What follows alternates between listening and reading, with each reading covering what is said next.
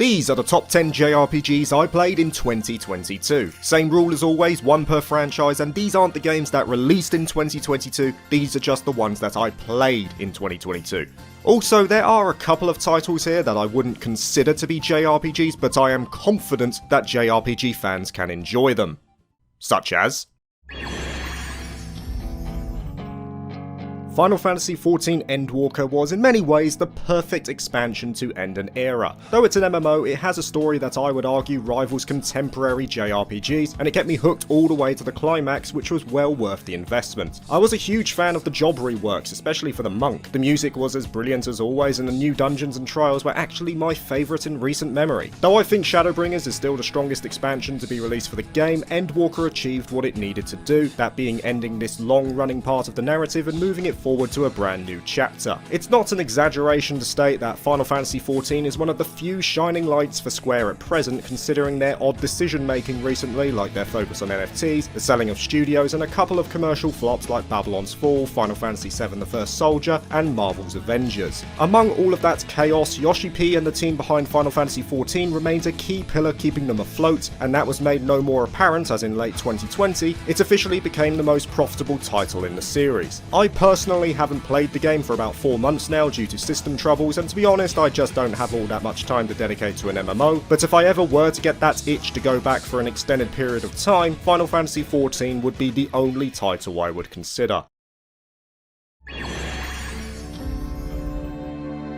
Square may be making some bad decisions, but damn did they release some decent games this year, and Triangle Strategy was the one I found myself most enamored with. Now I realise that Tactics Ogre Reborn also saw the light this year, but I didn't get to play that. Despite that, I wanted to play at least one recommended tactical RPG for the year, and Triangle Strategy was an adequate supplement. It's not perfect, I think it has some balancing issues here and there, especially at the higher difficulties, but Triangle Strategy does so many things right. In particular, it demonstrates the brutality of war better than many games I've seen. Decisions have real weight to them and you feel your morals being tugged at every key juncture. There's a wide array of optional characters to recruit, each with their own unique roles and strengths, solid progression is on offer, and the story is decent. There's also plenty of replayability on offer with the multitude of choices given to the player and a pretty well hidden golden route that is well worth the effort to see through. I realise some players lament the balance of narrative to gameplay, but I was never taken aback by this. In fact, I thought it was just right for the type of game Triangle Strategy was attempting to be, and I think it's well worth the time and money of any fan of tactical RPGs.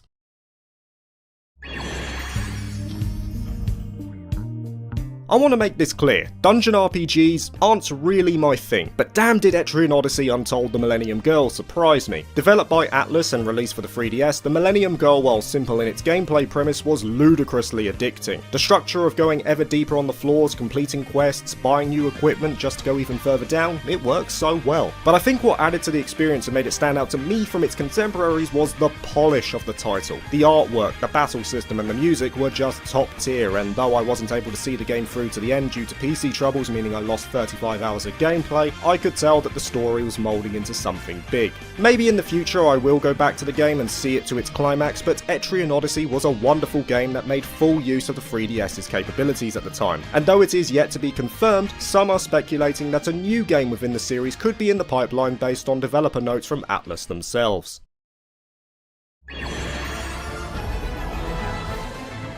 Man, is it good to have Star Ocean back and firing on all cylinders. I remember playing the demo a few months prior and being pleasantly surprised by what it had to offer. And come the release of the full game, it more than lived up to the billing. Divine Force admittedly has issues, mostly linked to its budget, the character models are a bit outdated, cutscenes feel like they're cut short at points, leaving the outcome to the imagination, especially during space sequences, and some of the sound balancing is off. But even with that, this is a clear return to form for Star Ocean after the disaster of Integrity and Faithlessness. It actually felt like what a Star Ocean game is all about, combining both a fantasy and sci-fi setting into one cohesive whole. The dual protagonist feature, though I feel it would have been better as one standalone journey, had enough differences between the two to make a second playthrough worthwhile. The combat felt great with plenty of options available to customize skill sets and play in the way I wanted. Exploration was decent as part of a semi-open world format, and the characters themselves themselves, especially Raymond and Leticia, were strong throughout. I think it's a testament to how fun Divine Force was that as soon as I started playing it, I didn't put it down until I had completed my playthroughs. It didn't necessarily do anything new or groundbreaking, but it did the basics very well, and I hope that despite the troubles that Tri-Ace have been facing lately, especially from a financial standpoint, they can see them through and bring us more of what is one of the more recognisable JRPG sagas out there.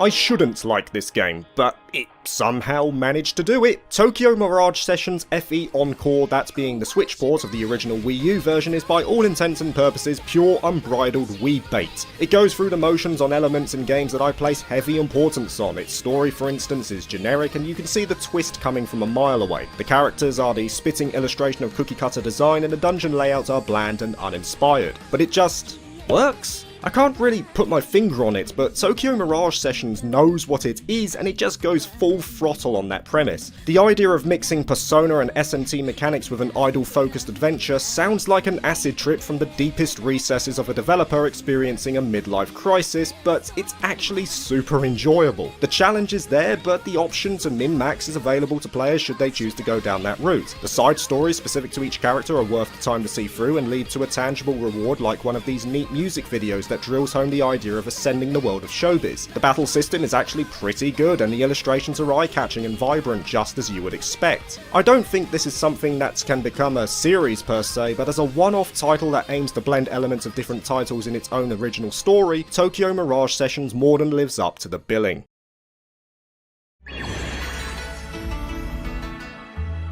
Talking about titles that surprised me, I raise you the reboot of Sakura Wars from 2019. It's a hybrid visual novel, come dating sim, come action RPG, and just like Tokyo Mirage Sessions, there are certain points of the gameplay that do little more than go through the motions. The action-centric gameplay itself, while it looks flashy, is as shallow as a footballer's wife, and there are some interesting additions like Koi Koi that, while a neat idea, won't be a hit for everyone. And the basic gameplay would be enough to dissuade quite a few players from the experience, but luckily I don't place massive importance on that in terms of what I look for in a game. And I'm glad I don't, because Sakura Wars is one of the freshest experiences I've had in any game I've played in recent memory. The animation is some of the best I've ever seen. It's so fluid and expressive, perfectly evoking the style of Tite Kubo, and that's so important when the dating sim aspect is a focus of the title. The animation works in harmony with what you're seeing on screen, giving each heroine their own charm and personality from their actions alone. Combine that with some of the most hilarious cutscenes and choices I've ever seen, and Sakura Wars becomes a title that you need to play just because it's so unique from the crowd. Unfortunately, I don't think Sega will be revisiting the series anytime soon. They put a lot of monetary investment and time into this reboot, including an animated series, but it just didn't grab players as they hoped it would. And that's a shame, because Sakura Wars as a series certainly has an audience, and if they do choose to bring another one out, I will be biting at the ankle to try it out.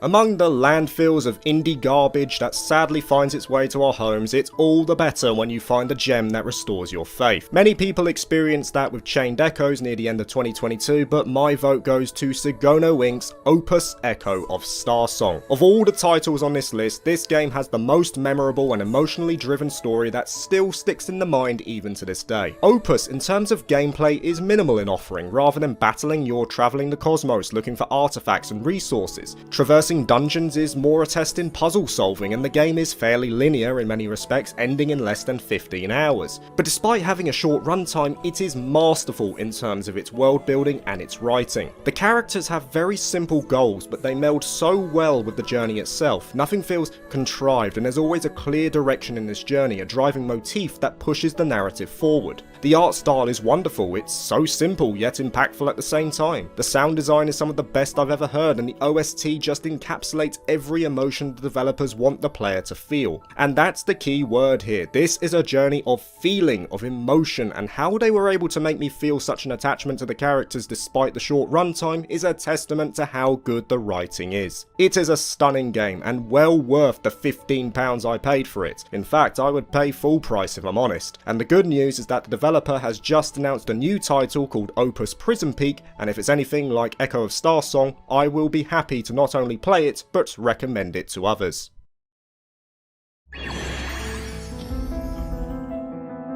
I dare say the biggest shock here would be that this title didn't end up at number 1. Xenoblade Chronicles 3 is yet another masterpiece from Monolith Soft. They just have a knack of making some of the most memorable modern JRPGs of our time. Now in 2022, I played all of the Xenoblade games except for X, as I don't have a Wii U anymore, and there was no doubt that while I enjoyed all of them, Xenoblade Chronicles 3 was the best of the lot. But it's not because it exceeds the others. I hold the opinion that the original has the better story and Xenoblade Chronicles 2 has the better combat, which was only addressed further in Torna. But what Xenoblade Chronicles 3 does have over its predecessors, it's that it doesn't have the notable weakness that the other two flaunted. Xenoblade Chronicles 1 had its massive worlds with little going on within them, Xenoblade Chronicles 2 had odd design decisions and the gacha-based mechanics, while Xenoblade Chronicles 3 doesn't really have any of that. There was nothing that stood out to me as something that I could point to as a detrimental element that took away from my experience. It's not perfect for sure, the final boss for example was probably my least favourite part about it, but even that didn't sour my overall impression. And despite not reaching the peaks of the other two in terms of gameplay or story, it still has an excellent story and gameplay if I just look at it in a bubble. I was a big fan of the options it gave to players in terms of customization, the masses of optional content, the land was captivating, the music was so good, and it had the best scene direction and cinematography of the Xenoblade titles, at least in my opinion. We now know that Takahashi and Monolith Soft will be moving on from Xenoblade as a series, but if they continue to put out quality like this, I can't wait to see where they take us next.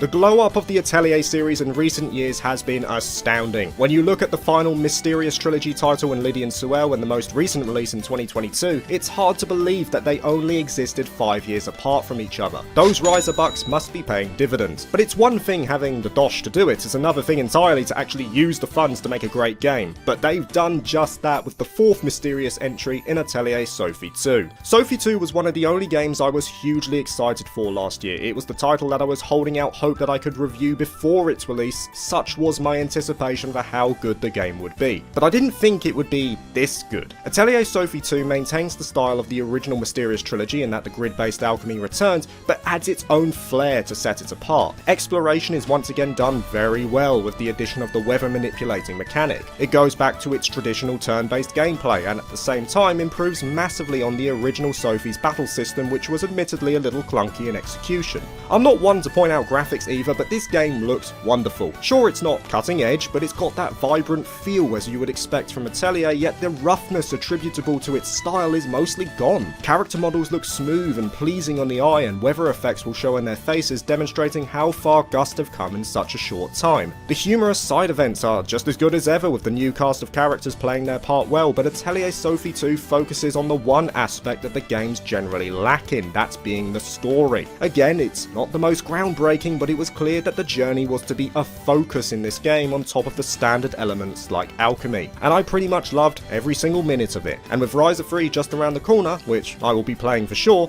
I am excited to see where the Atelier series will take us going forward.